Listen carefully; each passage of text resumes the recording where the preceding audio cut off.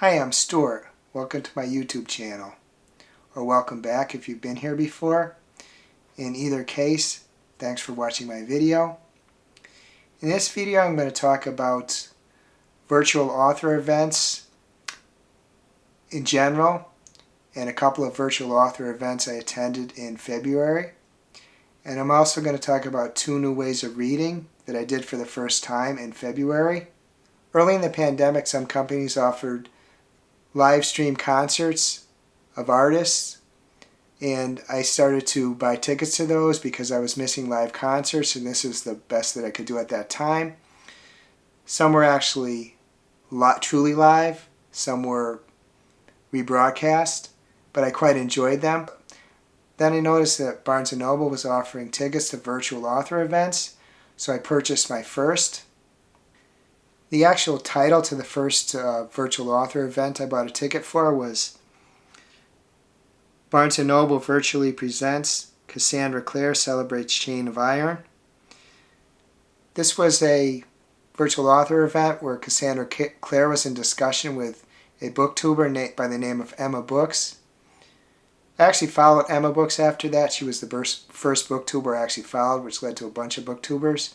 That's probably a discussion for another time.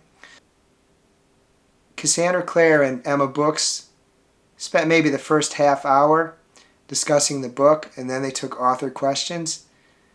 There was a question feature in the meeting. I should say the meeting was a Zoom meeting and had a question feature. It also had a chat feature. Part of the ticket to the event, it also included a signed copy of Cassandra Clare's book. There were also a few other little goodies involved, which I don't remember specifically what they are. The event lasted about an hour long. The price was around $35, and this price included the copy of the book and the other little goodies. But this booktuber event was kind of typical of others that I later attended. But this led to me watching a lot of other virtual author events, and I continue to do so to this day. And I'm going to now talk about 2 of them that I attended in February. The first was Barnes&Noble Virtually Presents Ali Hazelwood Discusses Bride, in conversation with Axelrod and Nisha J. Tull. The conversation was very wide-ranging in this virtual event. The only thing I really remember about Ali Hazelwood saying about her books is that she tends to write the sex scenes first. They talked about American football and Taylor Swift. I think it was Ali Hazelwood who says she watches American football now because Taylor Swift is in a relationship with Travis Kelce of the Kansas City Chiefs.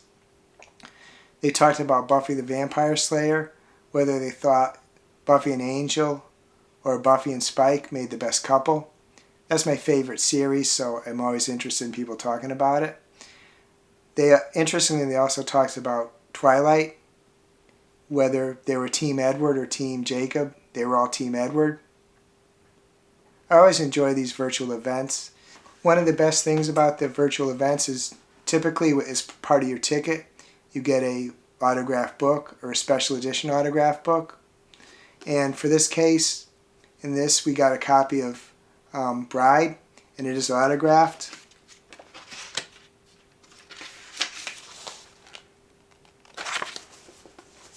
The second virtual event was a night in with Angie Kim in conversation with Gabrielle Zevin. Didn't actually see this one live because it was broadcast from an English company, so it started at 11:30 at night, but they allowed you a couple weeks to watch it on replay. I don't really remember too much about this. The discussion was about Angie Kim's new novel, Happiness Falls.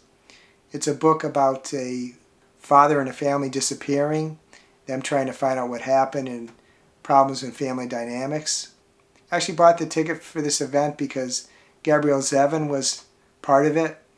I haven't read Tomorrow and Tomorrow and Tomorrow, her most recent and most famous book, but I did read The Story Life of A.J. Fikry, and I really liked it. They are friends, so it's probably okay, but I did find that Gabrielle Zevin repeatedly talked over Angie Kim. She was enthusiastic. I don't actually have the book yet, maybe because it's coming from England, but this I believe is an autographed copy too. I had previously filmed the part of this video where I talked about the virtual event with Angie Kim, but today the copy of her book arrived in the mail, Happiness Falls. I was happy to get it, but I was a little disappointed that it wasn't autographed, and I'm sure that they made that clear up front and I was just not remembering it correctly. But I do enjoy the autographed copies. I am quite looking forward to reading this book. The final thing I want to talk about is 2 new things in my reading that I did in February. The first was I listened to an audiobook, actually part of an audiobook. The book was The Daughter of the Moon Goddess by Lynn. I ended up listening to 5 hours of it. I then had to return it to Libby because my time was running out. I started the book too late. It wasn't that I didn't like it that I had to return it. I listened to about 5 hours and I really enjoyed it. I was a little wary of listening to audiobooks because I didn't believe my comprehension would be as good as reading physical books or ebooks. But at least based upon this 5 hours I listened to this book, I feel my comprehension was just as good as if I was reading the book. I will say that I sat and listened to it. A lot of people that I hear about reading audiobooks, they do it while they're driving, while they're out for a walk, maybe cleaning up around their house. So I was giving it my full attention, but I'm definitely going to read some more. I have one I'm going to read this month. The second new thing in my reading is that I downloaded and registered for the Webtoons app. I learned about this app by another booktuber, Anna Marie. She talked about it in a recent video. I had actually seen in store books that said Webtoons on them, so that I knew they were published versions, and I knew they must have originally originated on the web, but I never really pursued it. So I've been reading a book called Olympus, and I'm enjoying it greatly. There's just like a picture of it, and like you just slide down. There's like 1 picture per frame. I would say it doesn't have page numbers, but I would guess probably 2 episodes, or maybe the length of a comic, which is 22 pages. I have seen a published version of Olympus in Barnes&Noble, so when I'm next there I'm going to look at it and see how it compares to the online version. It does say there's in-app purchases. So far this book's been free. I don't know if at some point I'll reach a point where I have to pay for it, but I'm really enjoying it. It's another source of graphic novels.